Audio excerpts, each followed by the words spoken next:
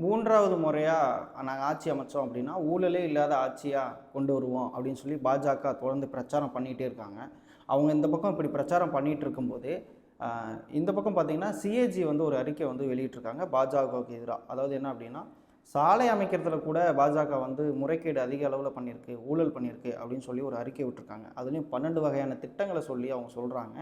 நம்ம மொத அது என்னென்ன திட்டம்னு நம்ம பார்ப்போம். ஒன்றிய அரசின் பாரத் மாலா திட்டம், துவாரகா விரைவு பாதை, தேசிய நெடுஞ்சாலை ஆணையத்தின் சுங்கச்சாவடி கட்டண வசூல், ஆம், ஆயுஷ்மான் பாரத் திட்டம், அயோத்தி மேம்பாட்டு திட்டம், கிராமப்புற மேம்பாட்டு திட்டம் அப்படின்னு சொல்லி நிறைய சொல்லிகிட்டே போகலாம். இதில் வந்து என்ன சொல்கிறாங்க அப்படின்னா, ஒன்றிய அரசின் ரயில்வேயில் வந்து கொடுக்கக்கூடிய நிதியை வந்து அந்த நிதியில் கூட அவங்க வந்து அதிக அளவில் முறைகேடு பண்ணியிருக்கிறதாவும், அதனால 7,500 கோடி வரைக்கும் கவர்மெண்ட்டுக்கு இழப்பு ஏற்பட்டதாகவும் சிஏஜி அறிக்கை வந்து சொல்கிறாங்க. நம்ம ஃபஸ்ட்டு பார்த்தோம்ல, பாரத் மாலா திட்டம் அப்படின்னு சொல்லி, அந்த திட்டத்துக்கு வந்து நெடுஞ்சாலை அமைக்கிறதுக்கு, அதாவது சாலை அமைக்கிறதுக்கு வந்து மொத்த திட்டமே வந்து 15,37 கோடி தான். ஆனால் அவங்க அதிக அளவில் 2 மடங்கு கூடுதலாக செலவு பண்ணியிருக்கிறதா குற்றச்சாட்டு வைக்கப்படுது. துவாரகா நெடுஞ்சாலை திட்டத்தில் வந்து 29,6 கிலோமீட்டர் சாலைக்கு வந்து 250,77 கோடி செலவு பண்ணியிருக்காங்க. ஆனால் அதுக்கு ஒதுக்கின அதுக்கு ஒதுக்கின நிதியே எவ்வளோ அப்படின்னா 18,20 கோடி தான். ஆனால் அதிக அளவில் வந்து 6,788 கோடி செலவு செஞ்சுருக்காங்க. இதனால் வந்து பெரிய முறைகேடு இதில் நடந்திருக்கு அப்படின்னு சொல்லி குற்றச்சாட்டு வைக்கப்படுது.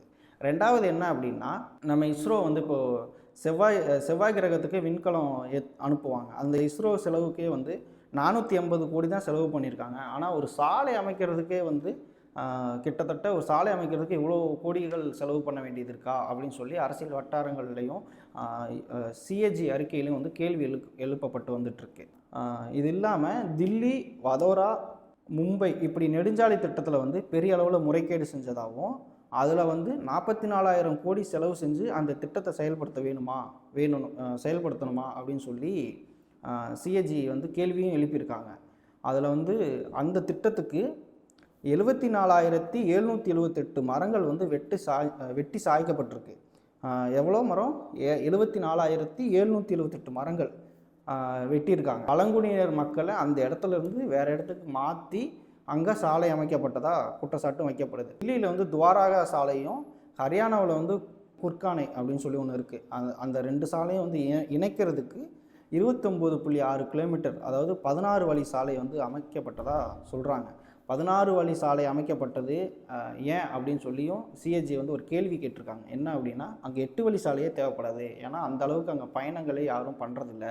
அப்படி இருக்கும்போது நீங்கள் எதுக்கு வந்து 16 வழி சாலையை வந்து அமைச்சிங்க அப்படின்னு சொல்லி கேள்வி எழுப்பியிருக்காங்க. இப்போ நமக்கு என்ன கேள்வி இங்கே வருது அப்படின்னா, பாஜக ஊழலை ஒழிக்கும்னு சொல்கிறாங்களே, ஆனால் வந்து பாஜகவே இவ்வளோ ஊழல் செஞ்சுருக்கு, இதை பற்றி அவங்க ஏதாவது வாய் திறப்பாங்களா, பேசுவாங்களா அப்படின்னு சொல்லி அரசியல் கட்சிகளும் சரி, எதிர்கட்சிகளும் சரி, அரசியல் தலைவர்களும் சரி, சமூக ஆர்வலர்களும் சரி, இதை பார்த்துட்டு எல்லா பேரும் கேள்வி கேட்குறாங்க. இதுக்கு வந்து அண்ணாமலையும் மோடியும் என்ன வந்து பதில் சொல்லுவார், என்ன சொல்லுவாங்க அப்படிங்கிற மாதிரி கேள்வி எழுப்புறாங்க. இதை பற்றி நீங்கள் என்ன நினைக்கிறீங்க அப்படிங்கிறத கமெண்ட் பண்ணுங்கள். நாங்களும் பார்த்து தெரிஞ்சுக்கிறோம்.